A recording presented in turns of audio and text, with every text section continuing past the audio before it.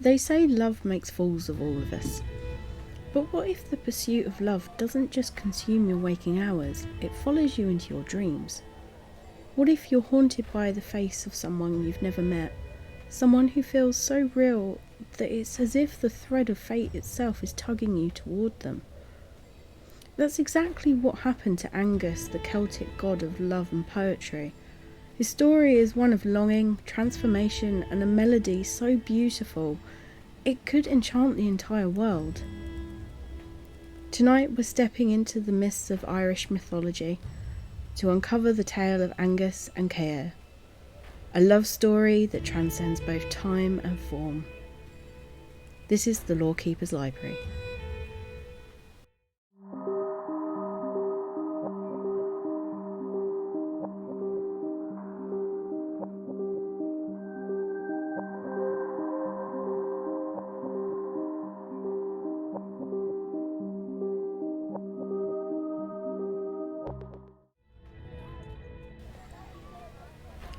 Good evening, Lorekeepers, and welcome to tonight's episode.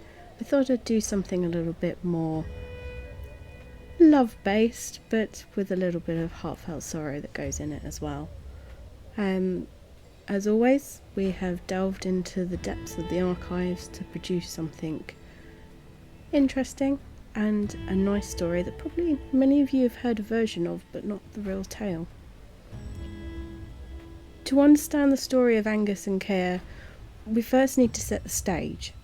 The world we're entering is the world of Tuatha Danann, a race of deities and supernatural beings who are said to have ruled over Ireland in ancient times.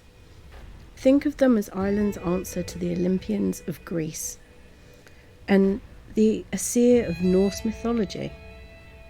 But unlike those pantheons, the Tuatha Danann didn't just rule over the land. They were of the land, deeply tied to the rivers, the hills, and the mists of the blanket of Irish countryside.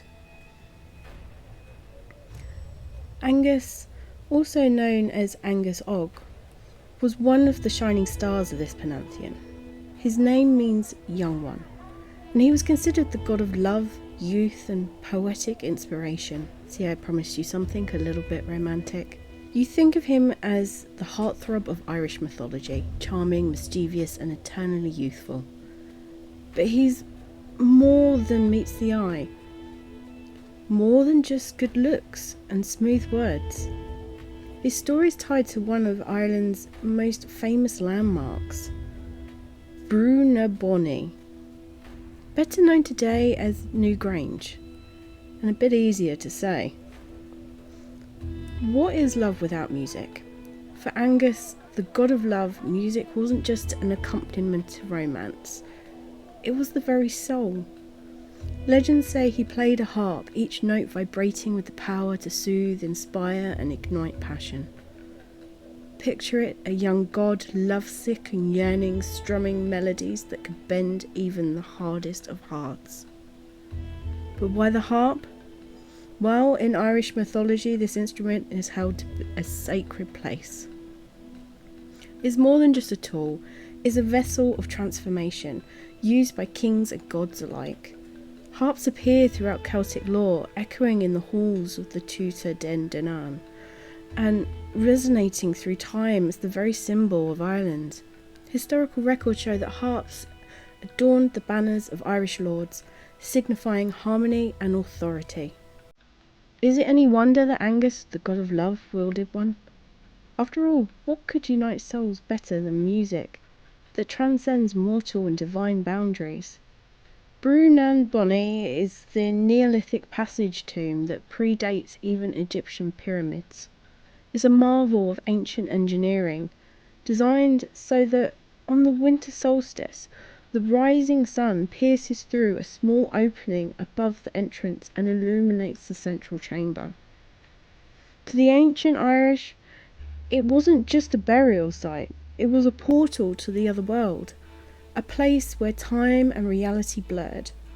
According to the legend, Aengus tricked his father, the Dagda, into giving him the ownership of Bóinne. He asked for the right to dwell there for a day and a night, but what he really meant was every day and every night for eternity. The Dagda, realising he'd been outwitted, had no choice but to hand over the site. It was the perfect home for a god like Aengus, who thrived on the cleverness and charm. But even gods are not immune to longing, and that's where Caer embodiments and enters the story. The tale of Aengus and Caer begins with a dream.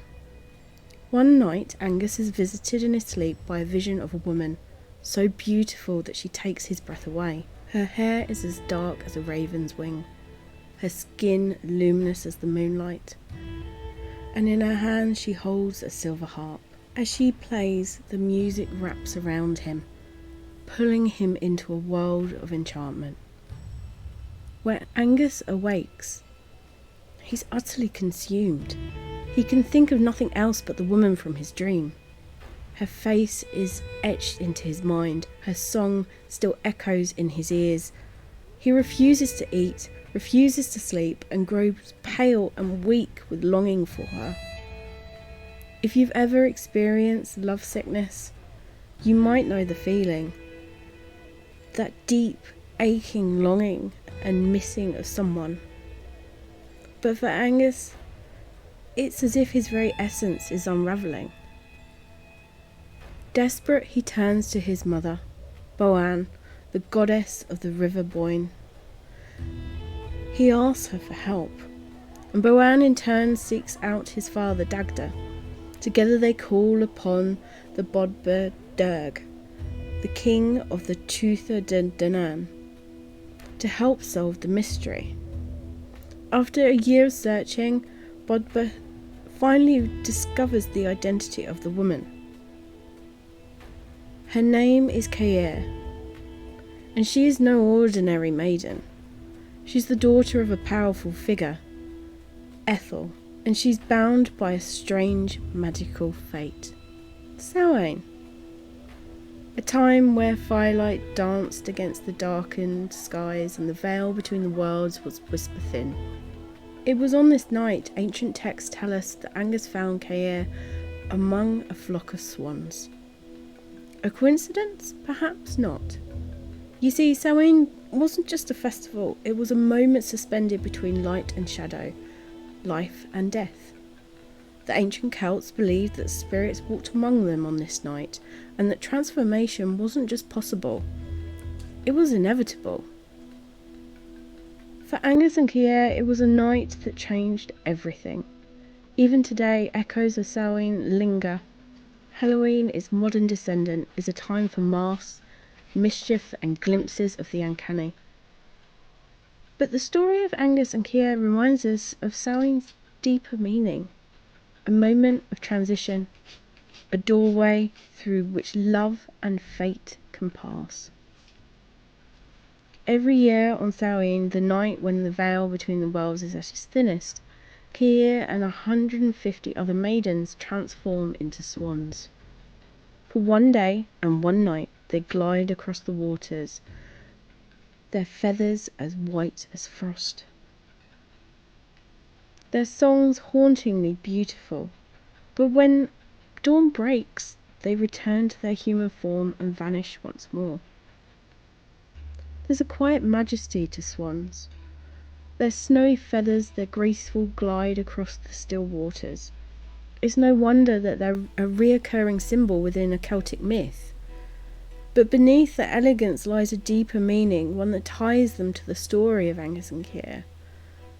You see, swans are seen as liminal creatures dwelling between worlds, air and water, mortal and divine.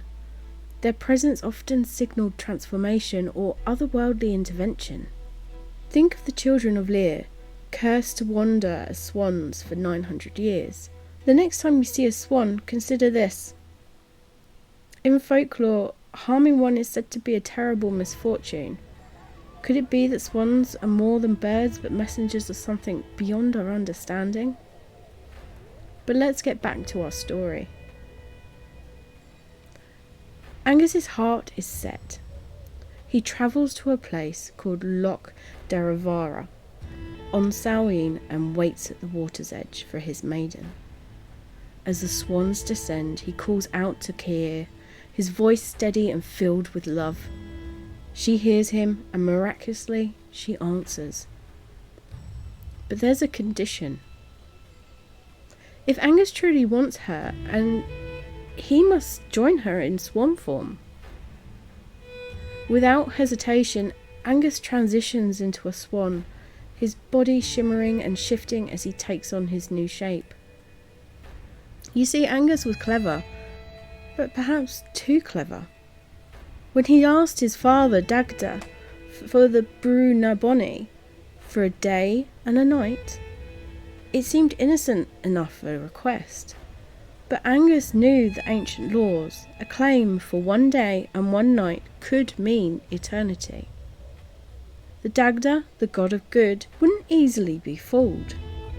Known for his massive strength, endless appetite and earthly humour, he was a central figure among the Tuatha Danann. Yet he couldn't even undo the bargain he'd made. Bóinne, with its celestial alignment and ancient power, became Aengus's forever home. The moment in this story, this beautiful love story, shows a different side of Aengus, not just a romantic dreamer, but a cunning strategist. After all, in a world of gods and mortals, love isn't just about passion, it's about playing the game. You see, together Aengus and Caer take to the skies, their wings beating in perfect harmony as they fly and sing, a melody so exquisite that all who hear it are lulled into a deep, peaceful sleep. It is said they eventually return to Bóinne, where they live out their days in bliss, their love unbroken by time and circumstance. The story of Aengus and Caer is a beautiful love story.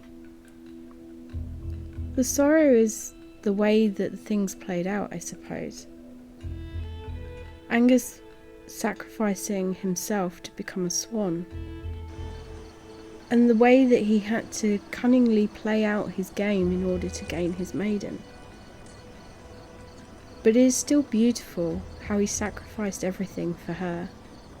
It's a reminder, I suppose, of the power of dreams, how we see things that sometimes are yet to happen. And love, well, it shows magic. Magic and love together, it exists in the spaces between every single world and universe. This tale, it has inspired poets, artists and dreamers for centuries. And it's one that invites us to ask, what would you sacrifice for love? What would we give up for a place in the world to be with someone who completes us? As the Tuatha Danann faded into legend, their stories remained etched in the landscape of Ireland and into the hearts of those who tell their tales. Perhaps on a quiet evening, if you listen closely, you might still hear the song of Aengus and Caer, carried on the wings of swans. This has been the Lorekeepers Library, and thank you for listening to my love story this evening. Until next time, continue to explore the world with wonder.